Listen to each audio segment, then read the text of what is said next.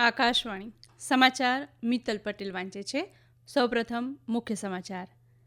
મધ્યમ અને લઘુ ઉદ્યોગના પ્રોત્સાહન માટે મ્યુચ્યુઅલ ક્રેડિટ ગેરંટી યોજનાનો કેન્દ્રીય નાણામંત્રી નિર્મલા સીતારમણે આરંભ કરાવ્યો. ચીન અંગેના કોંગ્રેસના નેતા સામ પિત્રોડાના નિવેદનને ભાજપે ગલવાનમાં જાન ગુમાવનાર ભારતીય સૈનિકોનું અપમાન ગણાવ્યું. કેન્દ્રીય માધ્યમિક શિક્ષણ બોર્ડે સોશિયલ મીડિયા દ્વારા પ્રસારિત 2025 બોર્ડ પરીક્ષા માટે પ્રશ્નપત્રો લીક સંબંધિત દાવાઓને ફગાવ્યા. ગુજરાતમાં યોજાયેલી સ્થાનિક સ્વરાજની ચૂંટણી માટે આવતીકાલે પરિણામ.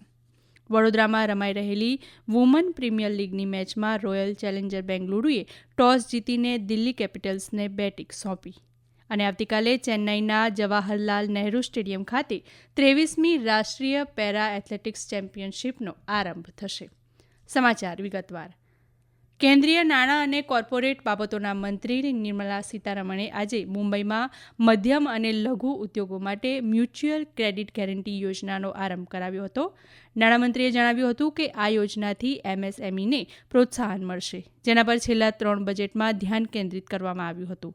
આ યોજના એમએસએમઈને કોલેટરલ વિના મશીનરી અથવા સાધનો ખરીદવા માટે 100 કરોડ રૂપિયા સુધીની લોનની સુવિધા આપશે. મંત્રીએ એ વાત પર ભાર મૂક્યો હતો કે ભારત નફો બુક કરનારા રોકાણકારોને સારું વળતર આપી રહ્યું છે. એક પ્રશ્નના જવાબમાં તેમણે કહ્યું કે ભારતમાં હવે એવું વાતાવરણ છે જ્યાં રોકાણ સારું વળતર આપી રહ્યું છે. તેમણે ઉમેર્યું હતું કે સરકારે અનુકૂળ નીતિઓ દ્વારા સંરક્ષણ ઉત્પાદન ક્ષેત્ર પર પણ વધુ ધ્યાન કેન્દ્રિત કર્યું છે, જેના પરિણામે ભારતની સંરક્ષણ નિકાસ 24,000 કરોડ રૂપિયાથી વધુ છે અને મહારાષ્ટ્ર સંરક્ષણ ઉત્પાદન માટે એક કેન્દ્ર તરીકે વિકાસ કરી રહ્યું છે. ઉપરાષ્ટ્રપતિ જગદીપ ધનખડે આજે પંજાબના મોહાલીમાં national institute of agri food and bio manufacturing ખાતે advance entrepreneurship and skill development programme કોમ્પ્લેક્સનું ઉદ્ઘાટન કર્યું હતું.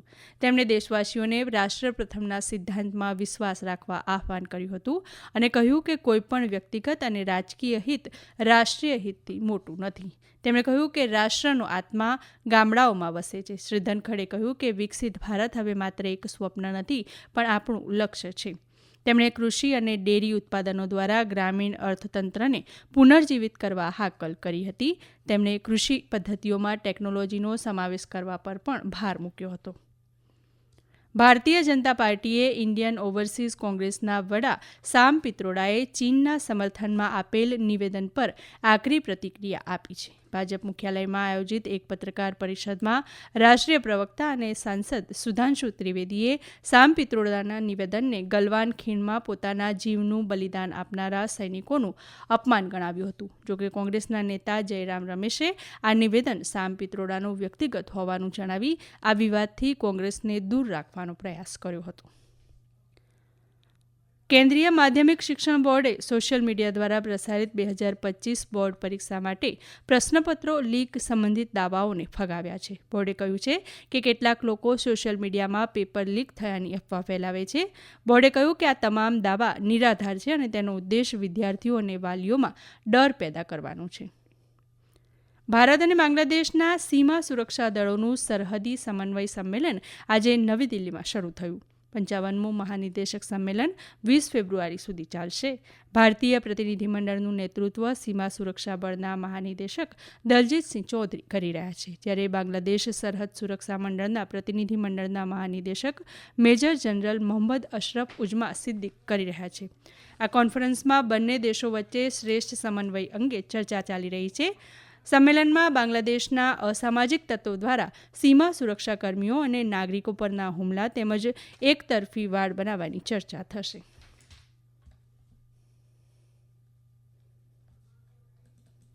આ સમાચાર આપ આકાશવાણી પરથી સાંભળી રહ્યા છો. આ સમાચાર આપ અમારી YouTube channel AIR news Gujarat પર પણ સાંભળી શકશો. વધુ સમાચાર માટે અમારી વેબસાઇટ newsonair.gov.in/gujarati અને અમારા એક્સ હેન્ડલ AIR_news_ABAD ને ફોલો કરશો. ગુજરાત રાજ્યની જૂનાગઢ મહાનગરપાલિકા, 66 નગરપાલિકા અને તાલુકા જિલ્લા પંચાયત સહિતની સ્થાનિક સ્વરાજની ચૂંટણી માટેની મતગણતરી આવતીકાલે હાથ ધરાશે. મતગણતરી માટેની તમામ તૈયારીઓ પૂર્ણ કરી દેવામાં આવી છે. મતગણતરી પહેલાં તમામ ઈવીએમ ચુસ્ત પોલીસ બંદોબસ્ત અને સીસીટીવી કેમેરાની નજર હેઠળ રાખવામાં આવ્યા છે. ગુજરાતમાં ગઈકાલે શાંતિપૂર્ણ માહોલમાં સ્થાનિક સ્વરાજની ચૂંટણીનું મતદાન સંપન્ન થયું હતું. જૂનાગઢ મહાનગરપાલિકાની સામાન્ય ચૂંટણી માટે સરેરાશ 44.32%, જ્યારે 66 નગરપાલિકાની સામાન્ય ચૂંટણી માટે સરેરાશ 61.50% તેમજ 3 તાલુકા પંચાયતની સામાન્ય ચૂંટણી 65.7% મતદાન થયું હતું. ગ્રામીણ વિકાસ મંત્રાલયે રાષ્ટ્રીય ગ્રામીણ વિકાસ અને મનોરંજન મિશન NRDRM દ્વારા 2 ભરતી અભિયાન ચલાવવાના દાવાઓને ફગાવી દીધા છે.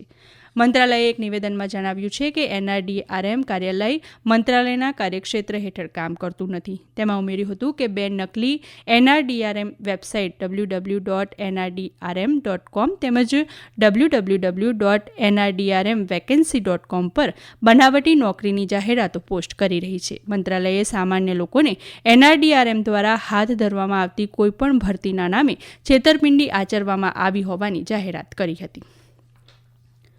ગ્રામીણ વિકાસ મંત્રી શિવરાજસિંહ ચૌહાણ આવતીકાલે મધ્યપ્રદેશના 26 રાજ્યો અને 3 કેન્દ્રશાસિત પ્રદેશોમાં 152 શહેરી સ્થાનિક સંસ્થાઓમાં રાષ્ટ્રીય ભૂ અવકાશી જ્ઞાન આધારિત લેન્ડ સર્વે ઓફ અર્બન હેબિટેશન્સ નકશાનું ઉદ્ઘાટન કરશે. આ કાર્યક્રમનો ઉદ્દેશ શહેરી વિસ્તારોમાં જમીનના રેકોર્ડ બનાવવા અને અપડેટ કરવાનો છે, જેથી જમીન માલિકીના સચોટ અને વિશ્વસનીય દસ્તાવેજીકરણની ખાતરી કરી શકાય. મંત્રાલયે જણાવ્યું હતું કે આ પહેલ નાગરિકોને સશક્ત બનાવશે, જીવનની સરળતામાં સુધારો કરશે, શહેરી આયોજન વધારશે અને જમીન સંબંધિત વિવાદો ઘટાડશે. વડોદરાના કોટંબી ક્રિકેટ સ્ટેડિયમ ખાતે રમાઈ રહેલી વુમન પ્રીમિયર લીગ મેચમાં રોયલ ચેલેન્જર બેંગલુરુએ ટોસ જીતીને પહેલા ફિલ્ડિંગ પસંદ કરી છે. દિલ્હી કેપિટલ્સ પ્રથમ બેટિંગમાં ઉતરી છે. છેલ્લા અહેવાલ મળ્યા ત્યારે દિલ્હીની ટીમે 4 ઓવરમાં 1 વિકેટે 26 રન કર્યા છે. આવતીકાલે ચેન્નઈના જવાહરલાલ નહેરુ સ્ટેડિયમ ખાતે 23મી રાષ્ટ્રીય પેરા એથ્લેટિક્સ ચેમ્પિયનશિપ શરૂ થશે. આ સ્પર્ધામાં ભારતભરના લગભગ 1,500 પેરા એથ્લેટ્સ પોતાનું કૌશલ્ય દર્શાવશે.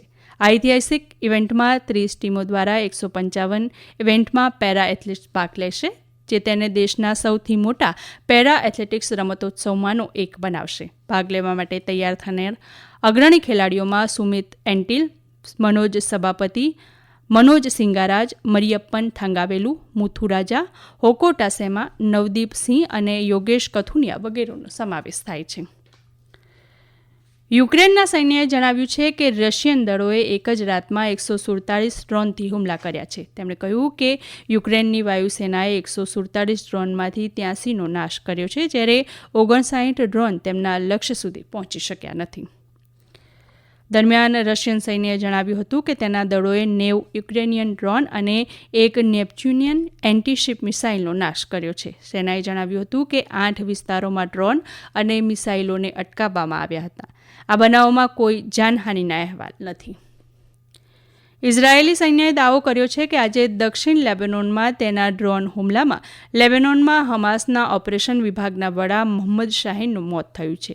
સેનાએ શાહીન પર લેબનીઝ પ્રદેશમાંથી આતંકવાદી હુમલાઓનું આયોજન કરવાનો આરોપ મૂક્યો હતો. ઇઝરાયેલ અને હિઝબુલ્લાહ વચ્ચેના 14 મહિનાના યુદ્ધનો અંત લાવનારા યુદ્ધ વિરામ કરાર હેઠળ દક્ષિણ લેબનોનમાંથી ઇઝરાયેલ સૈન્યને સંપૂર્ણ પરત ખેંચવાની સમયમર્યાદાની પૂર્વ સંધ્યાએ આ હુમલો કરવામાં આવ્યો હતો. યુદ્ધ વિરામ પછી પણ ઇઝરાયેલે દક્ષિણ અને પૂર્વી લેબનોનમાં હવાઈ હુમલા ચાલુ રાખ્યા છે અને કહ્યું છે કે તે મિસાઇલો અને લડાયક સાધનો ધરાવતા લશ્કરી સ્થળોને નિશાન બનાવી રહ્યું છે. ઇઝરાયેલ અને લેબનોને એકબીજા ઉપર યુદ્ધ વિરામનું ઉલ્લંઘન કરવાનો આરોપ લગાવ્યો છે. અંતમાં મુખ્ય સમાચાર ફરી એકવાર. મધ્યમ અને લઘુ ઉદ્યોગના પ્રોત્સાહન માટે મ્યુચ્યુઅલ ક્રેડિટ ગેરંટી યોજનાનો કેન્દ્રીય નાણામંત્રી નિર્મલા સીતારમણે આરંભ કરાવ્યો. ચીન અંગેના કોંગ્રેસના નેતા સામ પિત્રોડાના નિવેદનને ભાજપે ગલવાનમાં જાન ગુમાવનાર ભારતીય સૈનિકોનું અપમાન ગણાવ્યું. કેન્દ્રીય માધ્યમિક શિક્ષણ બોર્ડે સોશિયલ મીડિયા દ્વારા પ્રસારિત 2025 બોર્ડ પરીક્ષા માટે પ્રશ્નપત્રો લીક સંબંધિત દાવાઓને ફગાવ્યા. ગુજરાતમાં યોજાયેલી સ્થાનિક સ્વરાજની ચૂંટણી માટે આવતીકાલે પરિણામ. અને આવતીકાલે ચેન્નઈના જવાહરલાલ નહેરુ સ્ટેડિયમ ખાતે 23મી રાષ્ટ્રીય પેરા એથ્લેટિક્સ ચેમ્પિયનશિપનો પ્રારંભ થશે. આકાશવાણી પરથી સમાચાર પૂરા થયા.